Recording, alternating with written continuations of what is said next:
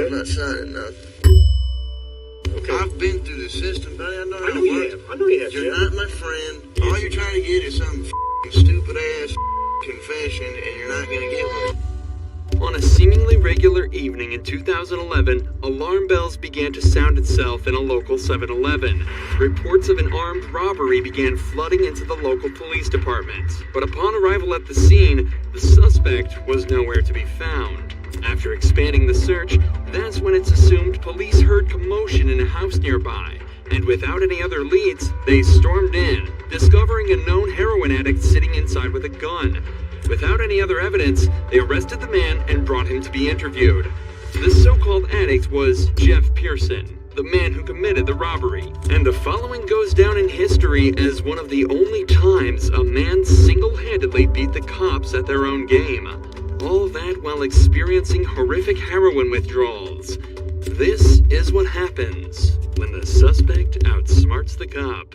The next 24 hours were captured on police cameras within the interview room, but conversely to most footage similar to this, it was originally uploaded to the suspect's own YouTube channel on the 25th of September 2011. This is the first sign of what makes Jeff a cult figure and a legend within the interrogation community. Jeff was held in police custody for almost an entire day, but all of the footage from the 3 interrogation sessions held barely 15 minutes. Given that robbery and arrest took place within the state of Georgia, the usual minimum sentence would be around 10 years imprisonment, ranging up to a maximum of life without parole. But it would transpire that Jeff wouldn't end up doing a minute of this time.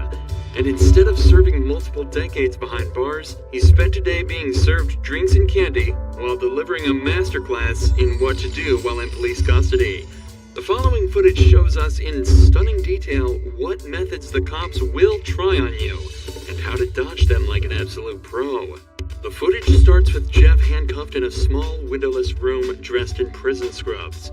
It's clear he's already been processed and spent some time in a cell, likely while the cops spent some time gathering the evidence and prepared to question him. Am I under arrest? For now. I'm under arrest? Yeah, I'll explain everything, but before I explain myself to you, before we talk to each other, I need to read your rights, okay? What am I under arrest for? Well, like I said, I need to read your rights first.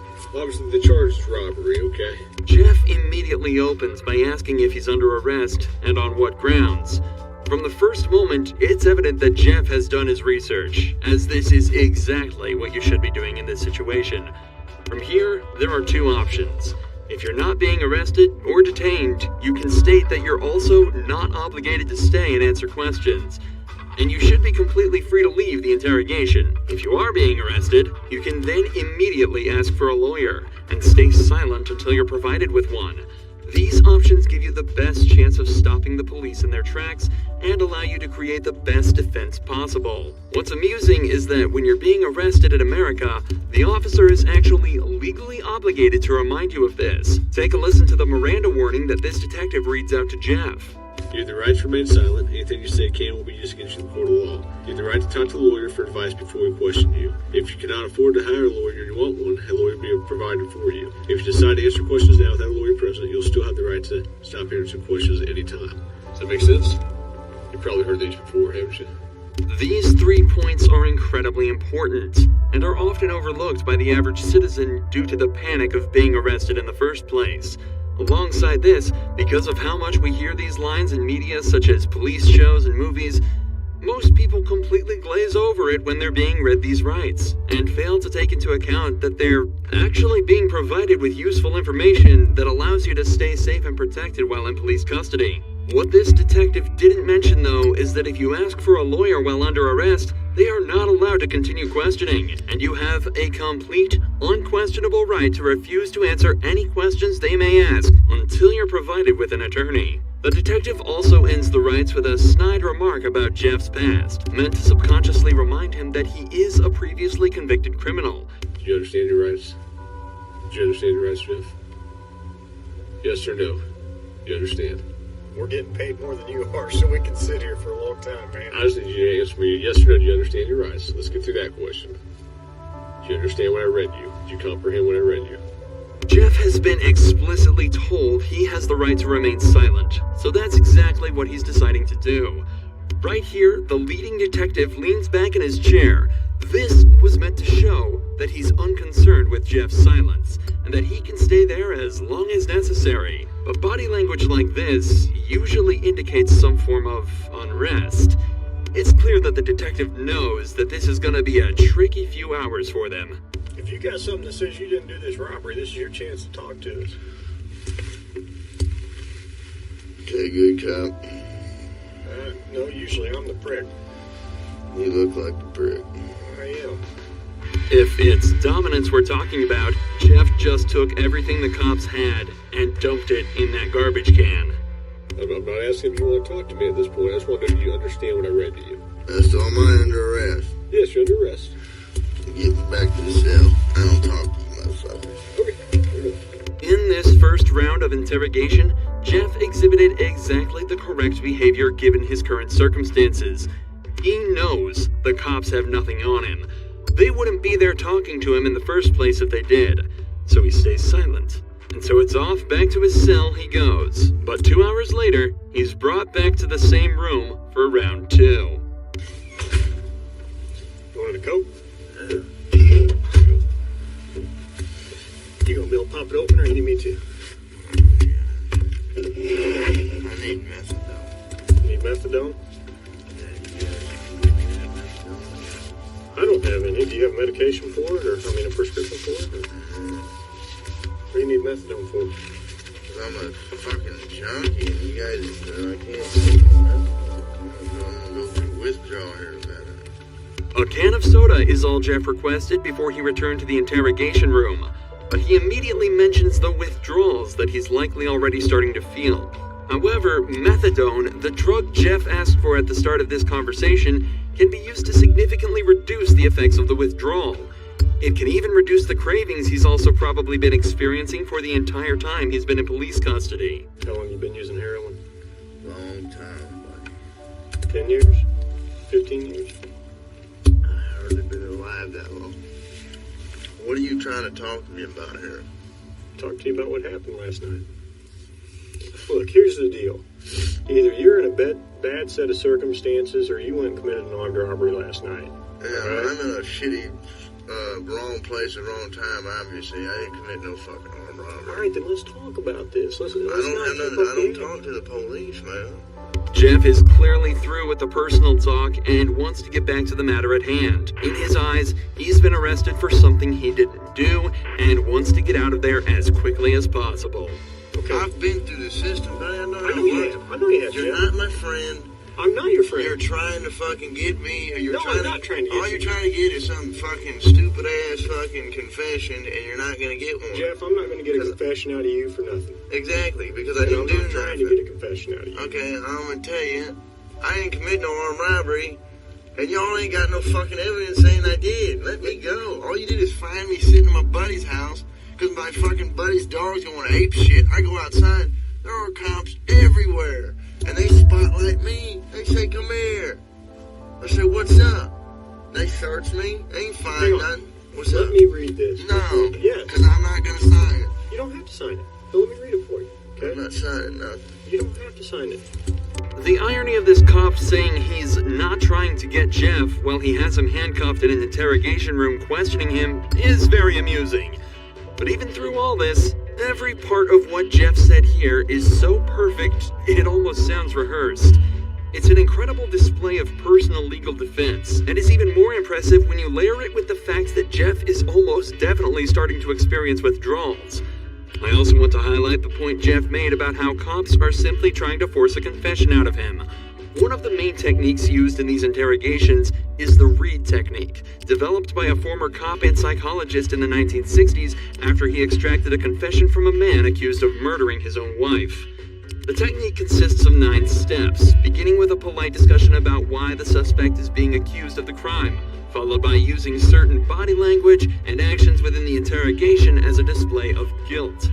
The method ends with offering the suspect 2 alternative statements they can agree with, one of which is slightly more acceptable than the other, but whichever is chosen admits guilt and is counted as a confession. This method forces the suspect into a corner and is exceedingly good at extracting false confessions from innocent suspects. In fact, the original case that technique was formed around fell apart after discovering that the man, in fact, did not kill his wife and was tricked into giving a false confession. Absolutely next level gaslighting. Tell me what happened last night. Plain and simple, your side of the story. I'm not talking to you. All right. This is what I don't understand. I know, but this is what I don't understand, Jeff. You were sitting there talking just like you were ready to sit here and tell me what happened last night, and then all of a sudden I read that to you and you screw it, I ain't talking to you. I want a lawyer. I don't understand that. What changed? Because I told you what, I already told you what happened. You didn't. How didn't I? You didn't tell me what happened last night. How didn't I just tell you what the But now you've handcuffed me, and I can't talk to you because you asked for an attorney. So, okay, that's fine. But I will tell you right now, you're still on a hold for a robbery. I know. I don't know why I need a fucking lawyer because obviously I didn't do nothing. And obviously you guys know I didn't do nothing because I've been arrested for the same bullshit before and you guys don't interview me this much. So, wham bam, thank you for the coke, put me back in the cell. That's my home. Interviewed you yet. Jeff has now asked for a lawyer and is once again refusing to answer questions. But we're only halfway through this footage, and Jeff's ability to defend himself and completely destroy this cop only gets better from here. Here's what the deal is. I have enough evidence Like what? of the armed robbery, okay? But, you know, if you're saying you didn't do it, you need to give me your side of the story. I didn't do it. Okay, well, give me your side of the story. You gotta, convince me. Because I got a lot of evidence. I got a lot of physical evidence. Like what? Why should I tell you that? This is where the detective starts to become desperate. He knows he's running out of time, and so has completely abandoned any elaborate techniques or methods to try and get information out of him. He's now instead moved on to essentially just threatening him with false claims of evidence that he can easily use to convict Jeff. If all of this was true, he'd likely be trying to use it to intimidate Jeff into panicking and giving out more information. But instead, he uses a flimsy rhetoric, claiming that because Jeff hasn't helped him, he won't help Jeff. And there's only a couple pieces of evidence I'm missing. Name it. What's that? Name Well, why don't you do that? You haven't helped me out at all. You give me a little bit, I give you a little bit. We go back and forth. I give you one of my piece of evidence, and I give you a little something. Alright? What time do you get over to Aaron's house? No, anything I say here can and will be used against me. Sure, but anything you say here, I can also tell your parole officer, and you help me out. That doesn't mean dick. Now the detective is desperately trying to bargain with Jeff. If he helps the cops out, they'll put in a good word with his parole officer. But Jeff immediately realizes that means absolutely nothing. What does a gold star mean if you're stuck in prison for 20 years? This further enforces the idea that cops have absolutely nothing to convict Jeff with, and also shows that they know they're running out of time. Jeff has asked for a lawyer, yet they're still sitting there questioning him, as if that's not a blatant violation of the rights that they have read to Jeff on 3 separate occasions. They know that if they don't get anything out of him soon, their time will run out, and Jeff is watching the clock closely. For the next 4 minutes of the interrogation, Jeff continues to deny and combat anything the police say to him. They bring up the gun that he was found with, continue to try and strike a deal, and even try to scare him by taunting him with what being back in prison would be like, and without any of the drugs he's grown a dependency to. But throughout all of this, Jeff stays totally stone-faced. He knows he's almost won. I'm done, man. Fuck this. I'm not even answering. All this shit that I just said is gonna be fucking written in the discovery now, right? What? You haven't said nothing. I mean, every little stupid thing that you've asked me, dude, is gonna be in the discovery. I'm not even going to do discovery. The prosecutor is. Okay. So, you halfway know the system, how things work, we halfway don't. Am I right? I half-ass know Yeah. that the only reason I came up here is to get a fucking Coke. Okay. And I got it. But now I want a Butterfinger. But that's not going to happen for a while. What, the Butterfinger? Yeah. Why not?